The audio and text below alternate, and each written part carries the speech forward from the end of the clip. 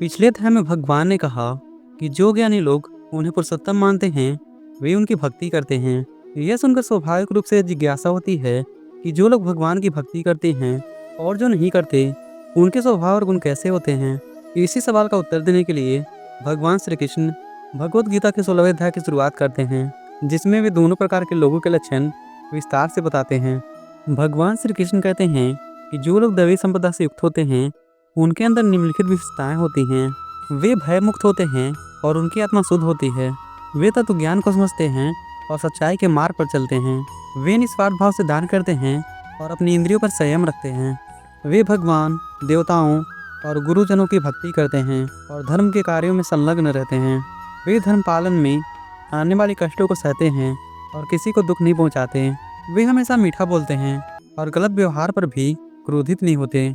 वे अभिमान नहीं करते और मन को भटकने नहीं देते। वे दूसरों की बुराई नहीं करते और सभी प्राणी पर दया भाव रखते हैं। वे किसी भी वस्तु या व्यक्ति के प्रति अत्यधिक मोह नहीं रखते। वे लोग और शास्त्रों के विपरीत आचरण नहीं करते और अनुचित कार्यों से बचते हैं। वे धैर्यवान, क्षमाशील और आत्मबल से युक्त होते हैं। वे किसी के प्रति द्वेष नहीं रखते और विनम्र होते हैं। और हे पाप, घमंड, अभिमान, क्रोध, कठोरता, ये सब आसुरी संपदा को लेकर उत्पन्न हुए पुरुष के लक्षण हैं। दैवीय संपदा मुक्ति के लिए और आसुरी संपदा बंधन के लिए मानी गई है। इसलिए हे अर्जुन, तू शोक न कर, क्योंकि तू दैवी संपदा को लेकर उत्पन्न हुआ है। भगवान श्री कृष्ण कहते हैं दैवी गुण इंसान को मुक्ति की ओर लेकर जाता है, जबकि आसुरी गुण इंसान को बंधन में डालते हैं। इसलिए हे अर्जुन, तुम चिंता मत करो, क्योंकि तुम दिव्य गुणों से युक्त हो और मुक्ति के मार्ग पर हो। हे अर्जुन, इस संसार में दो प्रकार के मनुष्य होते हैं, दैवी स्वभाव वाले और आसुरी स्वभाव वाले। दैवी स्वभाव के बारे में मैंने पहले ही विस्तार से बता दिया है। अब तू आसुरी स्वभाव वाले मनुष्य के बारे में विस्तार से सुन। आसुरी स्वभाव वाले लोग कहते हैं कि यह संसार असत्य है, इसका कोई आधार नहीं है और न ही कोई ईश्वर है जो इसे संचालित कर रहा हो। वे मानते हैं कि यह संसार केवल पुरुष और स्त्री के संयोग से उत्पन्न हुआ है और इसका कोई अन्य कारण नहीं है। बस कामना के कारण ही यह सृष्टि बनी है। ऐसे गलत विचारों को मानने वाले लोग, जिनकी बुद्धि छोटी होती है और आत्मा नष्ट हो चुकी होती है, वे अत्यंत क्रूर कर्मों में लगे होते हैं। वे संसार के लिए अहितकारी होते हैं और इसका नाश करने वाले बन जाते हैं। आसुरी प्रवृत्ति के लोग अपनी इच्छाओं और वासनाओं को ही जीवन का उद्देश्य मानते हैं। वे अहंकार और दिखावे में डूबे रहते हैं और अपने स्वार्थ के कारण सत्य से भटक जाते हैं। इनके विचार गलत और अधर्म से भरे होते हैं, जिसे अशुद्ध कर्म करते हैं और बुरे कर्मों में लगे रहते हैं। ऐसे लोग असीमित चिंताओं में डूबे रहते हैं, जो उनके जीवन के अंत तक बनी रहती है। वे केवल इंद्रिय सुखों और भोगों को ही जीवन का अंतिम लक्ष्य मानते हैं और वे यह सोचकर जीते हैं कि बस यही जीवन का सार है। आसुरी स्वभाव वाले लोग सैकड़ों इच्छाओं और अपेक्षाओं के बंधन में जकड़े रहते हैं। वे वासना और क्रोध के अधीन होते हैं और अपने भोग विलास के लिए अन्यायपूर्ण तरीके से धन इकट्ठा करने में लगे रहते हैं।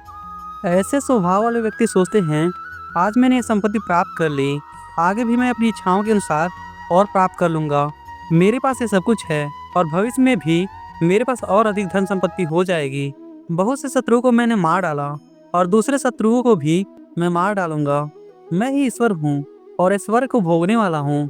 मेरे अंदर सभी सिद्धियाँ हैं और मैं बलवान तथा सुखी हूँ। मैं धनवान हूँ, ऊंचे कुल में जन्मा हूँ। मेरे समान और कौन है? मैं यज्ञ करूँगा, दान करूँगा और आनंद उठाऊंगा। इस प्रकार अज्ञान से मोहित रहने वाले अनेक प्रकार के भ्रमों में उलझे रहते हैं और मोह के जाल में पूरी तरह फंसे होते हैं। वे इंद्रिय सुखों और भोग विलास से अत्यधिक आसक्त रहते हैं, जिसके कारण वे अशुद्ध नरक में गिरते हैं। वे अपने आप को श्रेष्ठ मानने वाले घमंडी पुरुष धन एवं मान सम्मान के मन में चूर रहते हैं। वे ढोंग और दिखावे के लिए यज्ञ करते हैं, लेकिन उन यज्ञों में न तो श्रद्धा होती है, न ही वे शास्त्रों के विधि विधान के अनुसार किए जाते हैं। ऐसे लोग अहंकार, बल, घमंड, वासना और क्रोध के अधीन होते हैं। वे दूसरों के भीतर स्थित परमात्मा से द्वेष रखते हैं तथा नफरत से भरे रहते हैं। उन द्वेष करने वाले पापाचारी लोगों को मैं बार बार आसुरी योनियों में जन्म लेने के लिए ढकेलता हूँ। वे पापमय और अधर्मपूर्ण जीवन जीते हैं और संसार में नीची स्थिति को प्राप्त होते हैं। हे अर्जुन, ऐसे लोग मुझे न प्राप्त होकर जन्म जन्मांतर में आसुरी योनियों को प्राप्त होते हैं, फिर उससे भी नीच योनियों को प्राप्त होते हैं अर्थात नरक में चले जाते हैं। काम, क्रोध और लोभ, यही तीनों नरक के द्वार है। जो इन 3 दोषों को नहीं त्यागता वह पतन की ओर बढ़ता है और दुखमय जीवन जीता है। हे अर्जुन, जो व्यक्ति वासना, काम, क्रोध और लोभ, इन तीनों दोषों से मुक्त हो जाता है वह सच्चे कल्याण के मार्ग पर चलता है। ऐसा व्यक्ति शुद्ध और धार्मिक आचरण करता है जिससे वह मुझ को प्राप्त होता है और मुझ में लीन हो जाता है। जो पुरुष शास्त्र विधि को त्याग कर अपनी इच्छा से मनमाना आचरण करता है वह न तो सफलता, न सुख, न मोक्ष को ही प्राप्त कर सकता है। इसलिए हे अर्जुन, किसी कार्य के सही या गलत होने का निर्णय करने के लिए शास्त्र ही मापदंड है। इसलिए शास्त्र के नियमों को जानकर तू उचित कर्म करने के योग्य है। इसलिए तू उचित कर्म कर। श्रीमद् भगवद गीता का 16वां अध्याय यहाँ समाप्त हुआ। हरे कृष्णा।